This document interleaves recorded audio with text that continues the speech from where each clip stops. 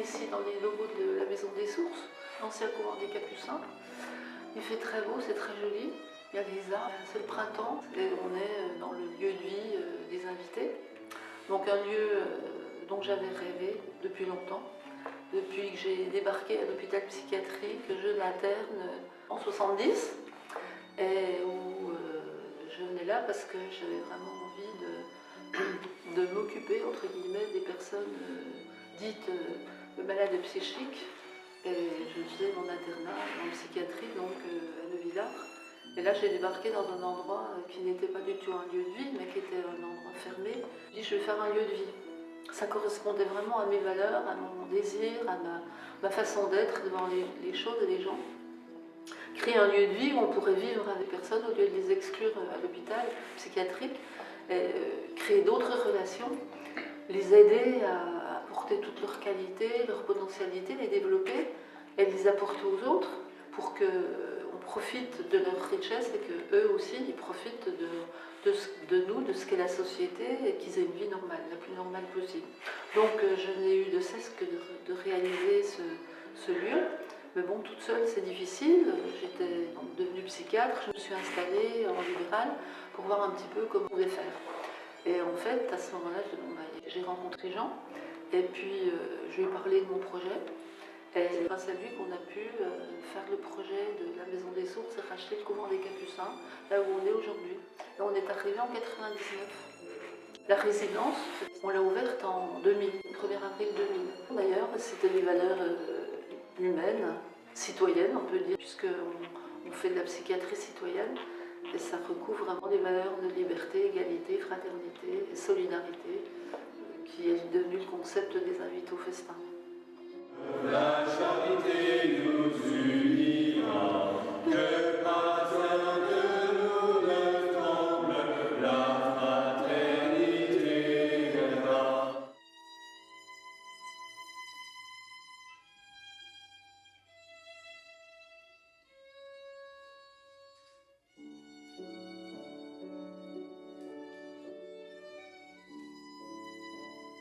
Il y en a un qui était absent, quelqu'un, avec simplicité, dit je vais faire son boulot à sa place. Ouais. Et qui me paraît vraiment être dans le cadre de la fraternité. Et c'est toujours très délicat parce que si la vie communautaire est trop stricte, les individus ont du mal là au milieu. S'il n'y a pas du tout de règles ou de cadre, il y a une insécurité qui fait que les gens ne vont pas non plus. Donc c'est vraiment allier les deux. L'organisation de la maison est basée beaucoup sur la vie communautaire, autour de l'accompagnement individuel des résidents, d'un certain nombre d'activités qui ont lieu dans la maison ou à l'extérieur, des relations avec les bénévoles qui interviennent la nuit ou sur les activités.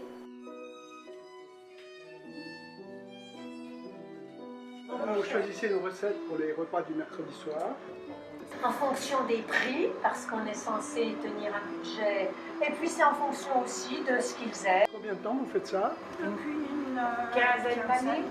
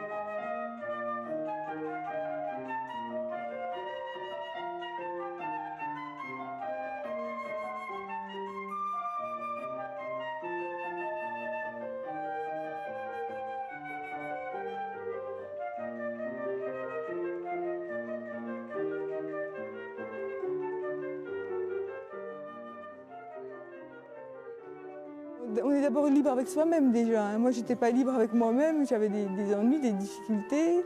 Oui, voilà, la liberté aux invités, oui, elle existe, elle existe. Bon, moi, je suis partie parce que je voulais plus de liberté. Oui, qu'on est libre de partir en tout cas. Je crois qu'on a besoin d'être cadré, de ne pas dépasser les limites, les frontières. Voilà, c'est un bon tremplin pour l'extérieur. Voilà.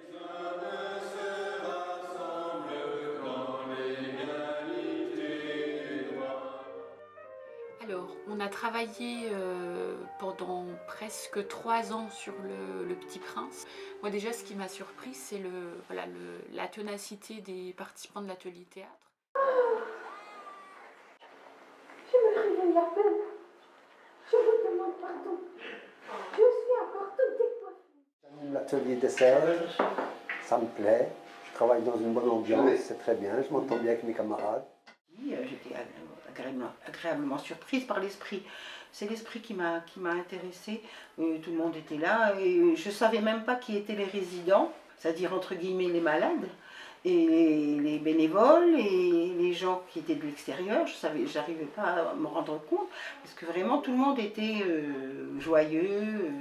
Donc j'ai dit ben si, je reste dans mon idée, je voudrais être bénévole de nuit.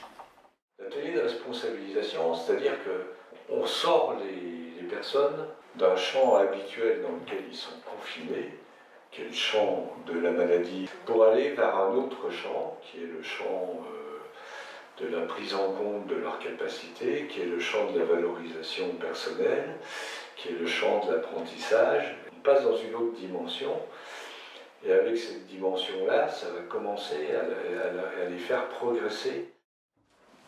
Comme on dit, tout est inscrit par catégorie vêtements, culture, c'est-à-dire les livres, les CD, les DVD, vaisselle, linge, jouets, divers et bibelots.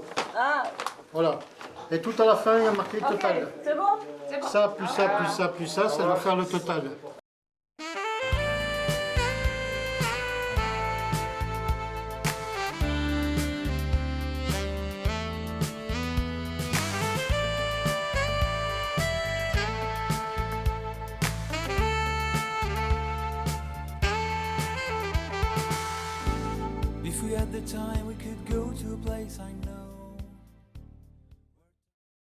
L'ESS fait partie de l'histoire des invités, puisque dans le projet initial écrit en 1998, il était prévu un pôle de travail de façon à proposer des postes aux personnes en souffrance psychique et d'autre part apporter une consolidation économique marchande à l'équilibre de l'association. Donc actuellement, notre triptyque, je vais faire simple, monétaire marchand, c'est tout le fruit de nos activités. Et c'est aussi le fruit de la collecte qu'on fait. Donc c'est 37%. Le monétaire non marchand, qui est tout ce qui vient des ressources de subventions, etc., c'est 45%. Et puis le non monétaire, qui est la valorisation du bénévolat et de la mise à disposition de produits, et de bâtiments, etc., c'est 17%. Le tri, c'est de récupérer tous les dons qui nous sont faits, puis de vérifier qu'ils soient en bon état, à peu près vendables, et d'établir un prix, éventuellement de le mettre immédiatement en vente dans la boutique, ou bien de garder pour une prochaine braderie.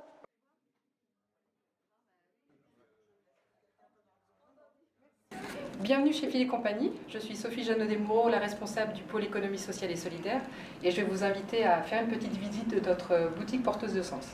Alors je vous présente le rayon Made in Sens, une collaboration qui dure depuis des années, qui nous a permis de proposer une collection des invités au festin. Et nous vendons également des jeans 1083, des jeans au coton biologique et qui sont fabriqués en France. Aujourd'hui, les invités au festin sont structurés en 5 pôles d'activité pour accompagner les personnes au quotidien. Nous avons un pôle logement avec 37 résidents, un pôle accueil en journée à Besançon et à Mèche avec environ 120 participants, un pôle accompagnement, un service d'accompagnement médico-social pour adultes handicapés de 35 places, 60 personnes accompagnées.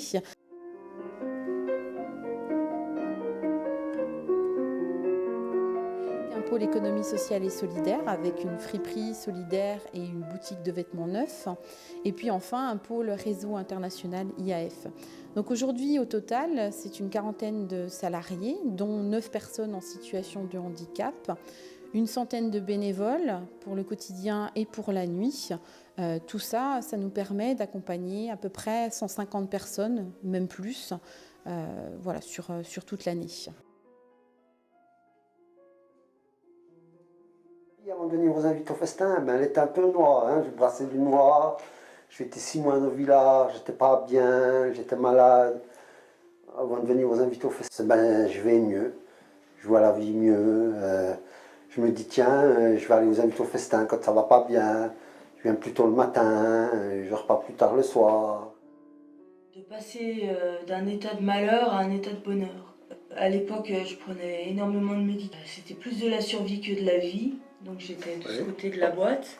Un petit personnage, qui est perdu tout seul, et qui prend des médicaments pour oublier, pour décrocher. Que tu sais, c'est depuis que je suis aux invités au festin, c'est la vie et non la survie. Ouais, vous savez, c'est la vie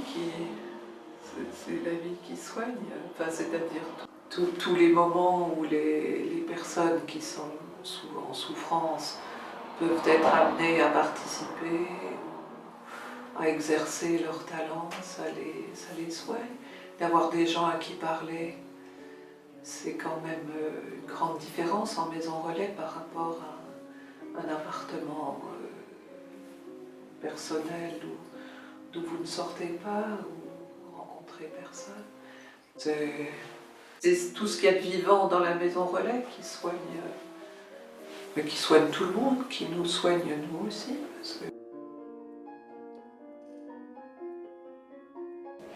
Eh bien, ça me fait du bien de venir. Il y a des journées où on se sent un petit peu fatigué parce qu'il y a beaucoup de choses à faire.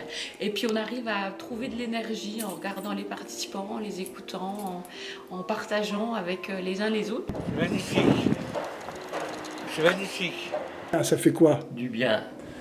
C'est un changement de paysage, un changement de décor, d'amis, d'entourage. Et c'est vachement sympathique. Alors pour moi, les invités au festin, c'est la diversité humaine, c'est la fraternité, les échanges, c'est l'amour. Du bonheur tous les jours et c'est tous les jours différent. Tous dans le même bateau et puis on s'aide les uns et les autres, puis on se comprend les uns et les autres. C'est comme une grande famille et il s'y passe toujours des choses très surprenantes. Ah ben, je peux pas. À toi.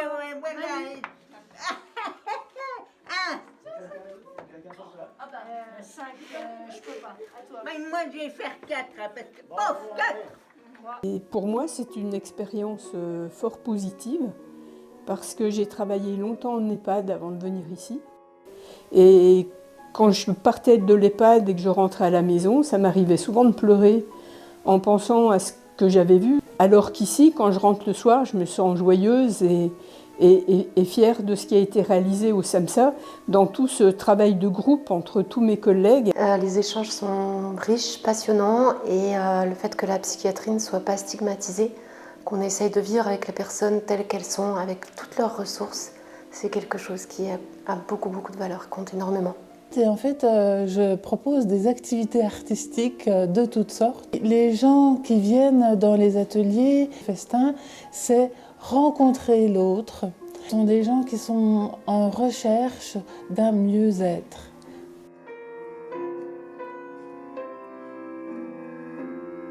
Donc, le réseau, actuellement, c'est 16 associations qui sont membres de ce réseau, qui sont labellisées Psychiatrie citoyenne invitée au festin. Ces 16 associations mettent en œuvre 38 lieux différents, vie, accueil en journée, ferme thérapeutique, SAMSA, etc. Et puis nous avons, en gros, sur le réseau, nous touchons 1600 personnes directement. Le réseau, ça représente 260 bénévoles et puis environ 80 salariés. Et le réseau est présent en France, en Belgique et au Rwanda. Eh ben, notre rêve aux invités au festin est devenu une réalité ici. Et il a prouvé son efficacité. Maintenant, il faudrait qu'il y en ait partout et que tous les gens, surtout, qui ont un désir, un rêve dans le cœur et le potentiel de colère pour le réaliser, puis que chacun à sa place là, ose entreprendre, ose créer, et que tout le monde s'y mette pour que vraiment ça change et que la condition des personnes en souffrance psychique puisse changer. Et comme le dit Gandhi, soyons le changement que nous voulons voir dans le monde.